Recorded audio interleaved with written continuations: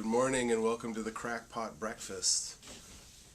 My wife just walked by and I said, "Hey baby, you want to say hello to the people?" And she went, She's busy. Today, what? My cat is very excited today because today is new can day. Every morning, right now she's rubbing her head on the tripod. Yes, so that's my cat rubbing her head on the thing holding the camera. My cat's very excited because she got a new can of wet food today. I give her one spoonful of wet food in the morning and then dry food the rest of the day. So whenever she gets a new can, it's exciting. So she's stimulated by all the flavor. Today on Crackpot Breakfast, I am eating a can of maple beans from Heinz. Heinz! I always want to say that with a bit of a German flavor. Bavarian. And toast. Beans and toast is a family recipe. Seeing as I come from a long line of peasants and pricks. And we're washing all these carbs down with an orange pico. A little red rose action. No, it's Tetley. With the white sugar. Normally I put brown sugar in my tea, but I used it up, so too much oatmeal. Gonna have a few more beans here. These are maple beans, but I season them with just a little pepper. I eat them cold. I don't even cook them. Sometimes I'll put the beans on the toast. Good night, babies. I love you. My wife. She's sleepy. She worked all night. So she's going back to bed. But she doesn't get any beans and pepper. I'll save you some for later. No, she says. She doesn't want any beans and pepper. Yeah, sometimes I'll put the beans on the toast. But that's only if I cook them. Cut up a little garlic. Cut up a few onions. Maybe a tomato. That's alright. But that I normally only do if it's tomato beans. If it's beans in a tomato sauce. When it's beans and maple sauce, I just eat them cold. I don't buy the beans with the pork in it. Because that random piece of hog grizzle I find gross. I try to skip eating pork whenever I can because pigs are cute. Oh, I'm painting again. I'm painting again, I said. I haven't stopped painting in 3 years. Here's the new one. Ooh, sultry. Na, na, na, na. That's about halfway done. So yeah. That is of a model who, she blogs. And one night she posted, "Hey, people, ask me questions." So my question was, "What's your opinion of people drawing or painting you?" And she go, "I'd sue, obviously." No. I sent her a copy of it. She hasn't sued yet, but most people are pretty cool about being drawn or painted. I've had a couple say no. You know, politely. I haven't had anybody rude yet. I had one woman say she wanted 15%. And I thought that was cute. I didn't paint her. I sell my paintings for like these ones this size. Most of my paintings are 16 by 20 or a little smaller. Some of them are 14 by 14.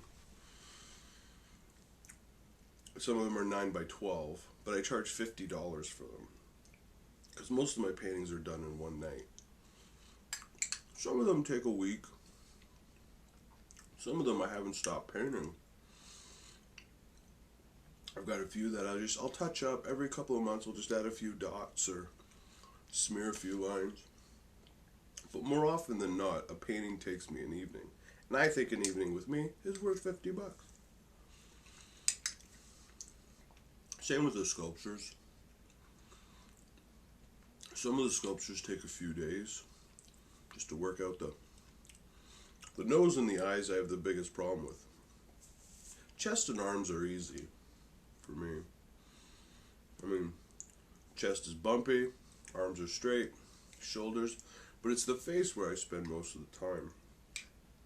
You know, I want to get the nose right and the crinkle, and some people just, the laugh lines and the T-zone, they call it. Whenever on the Neutrogena commercials, they call this the T-zone. That's where I spend most of my time. Because to me, that's where the person's personality is in their essence, you know. I don't spend a lot of time on hair. On a painting, obviously. On a clay sculpture, not so much. I don't spend much time on my hair. I just wear it out. We were at Goodwill yesterday, my wife and I. We're dropping off a box. They had a box of glasses the bar gave us. We just don't use, so dropped those off. My wife had a bag of boots that some of them she liked, some of them she didn't like. Yes, kitty. So it was a bag of boots. Dropped those off. I had a box of coffee cups. People give us coffee cups all the time, which is nice, but you only need so many cups. I've got 5. My wife's got, I think, 5 that we use on a regular basis. And then after that, we just drop them off at the Goodwill. I use the Goodwill. Some people use the Salvation Army, but Salvation Army has, you know, problems with gay people, where I only have wonderful memories. Each charity that you donate clothes or stuff to, all of them have dubious business practices. If you put any business under a microscope, you're gonna find something. The one I hear against Goodwill is they have a CEO and they make a profit. They're not even a charity. So, I don't see that as being inherently evil. They take donations, they sell them, and they sell them for cheap. Like, I bought a pair of shoes there, it was $15. Beautiful loafers. I buy pants there, like $6. I wash them. I wash all my pants. But I mean, I don't think that that's evil to take used stuff and sell it. I think we have to start doing more of that. As a collective, this fresh out of the box thing I think is kind of wasteful. And I don't like going to garage sales, so there's more pressure there. I'd much rather go to Goodwill. I picked up a copy of The Graduate, Mike Nichols film. I got that in a pair of shoes yesterday. $11.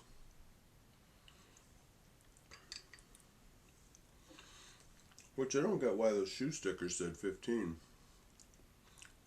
Weird. Anyway. Sticker on the shoe said 15. I don't know what the movie cost. But I took them out, it cost me $11.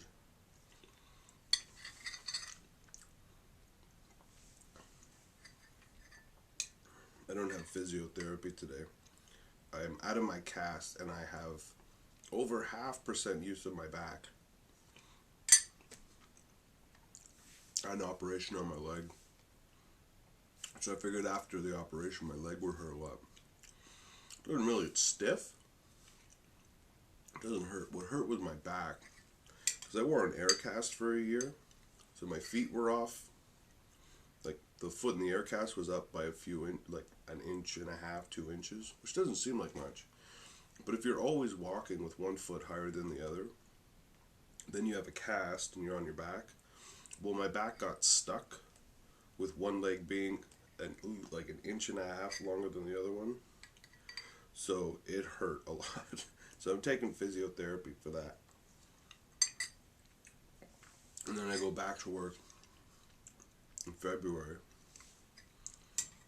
So until then, I'm just doing physio, making art, and playing lots of old video games. I thought about getting a PlayStation 4, but the price for what's available, $500 to drive the Batmobile, nah, I'm good, thanks. I play my Wii, and then I play old GameCube games on that. I dig out my PlayStation 2, and I play my PlayStation 3. So I got a bunch of games for those. They're fun as hell.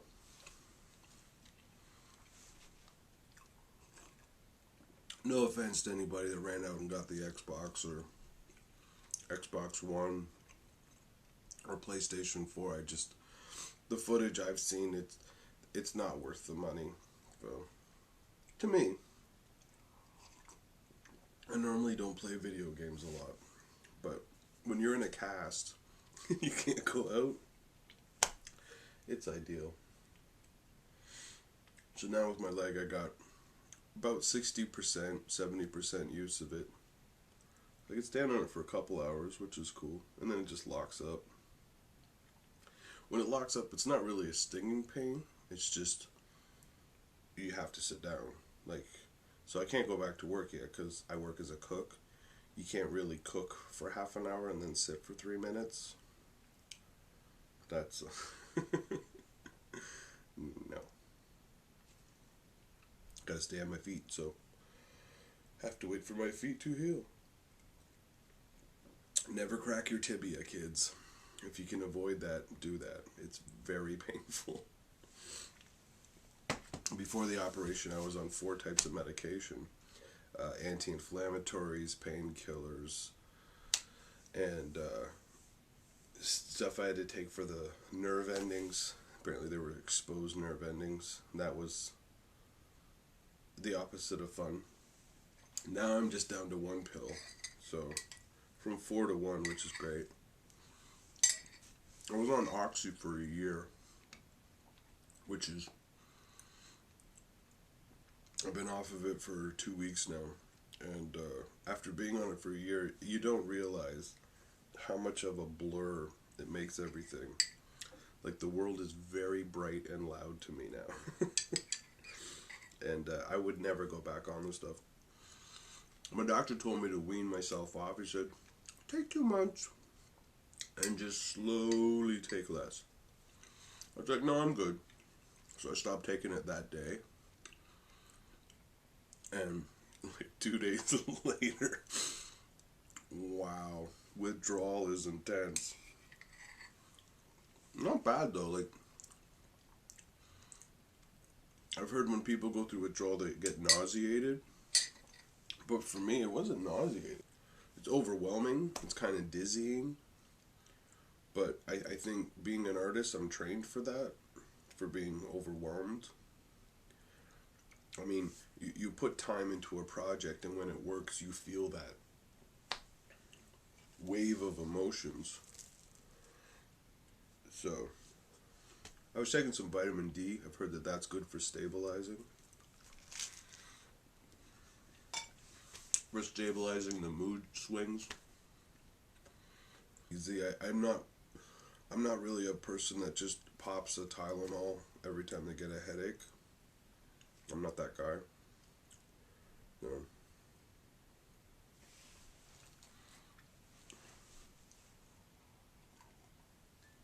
When the leg hurts, I just get off of it for a couple minutes. I was doing vacuuming the other day, and I just vacuuming the stairs. And just all of a sudden, the leg was like, hey, let's not stand. Went over. I've fallen over a couple times since I got out of my cast. Lean over to do something, put weight on it. And my calf, because it was in a cast, is smaller, and it just, when it gives out, it just goes sideways. So, no big. I'm a big boy. I can fall down and go boom.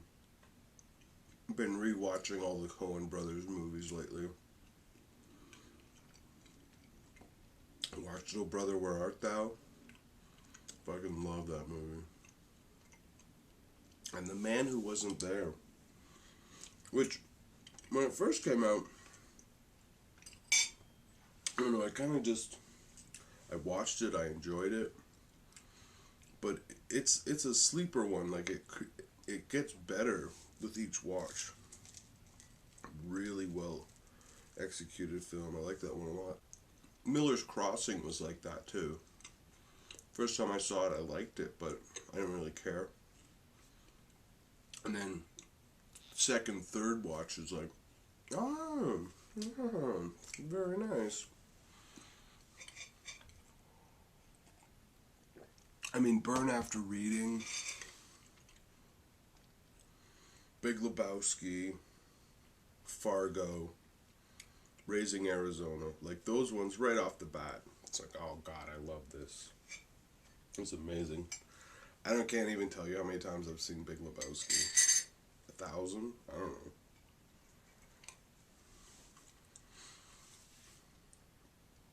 I've seen that movie many, many times.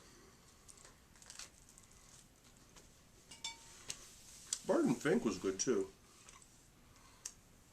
There's another one. People seem to pass over it when they talk about Coen Brothers. I mean, they're serious, like the heavy dramatic ones that they've done. They're good. No Country for Old Men, and the True Grit remake. It was a good movie. I liked it. I just prefer them wacky. Like the wacky comedic Coen Brothers.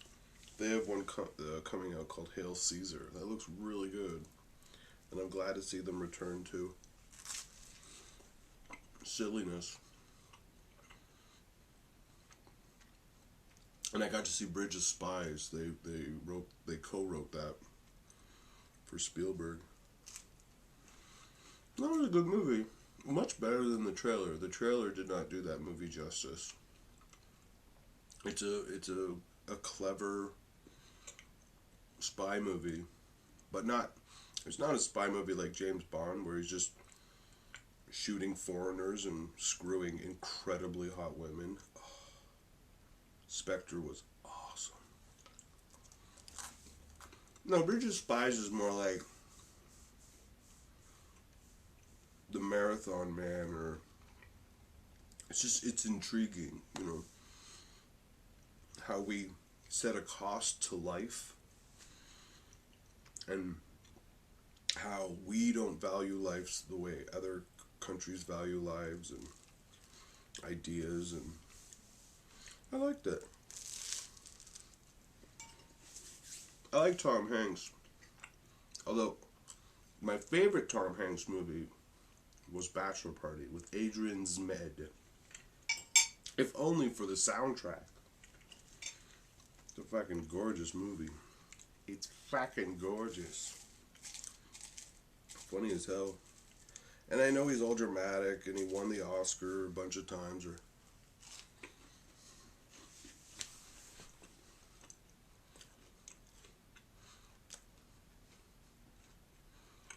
I'm not saying he can do dramatic roles. I just prefer him being silly. I think the world needs a little more silliness in it. And that's why I like the franchise Awakens, the new Star Wars. It's a funny movie. There are genuinely funny moments in it. I think the prequels could have benefited from a few giggles outside of Jar Jar. Just more Ewan McGregor. He's dreamy.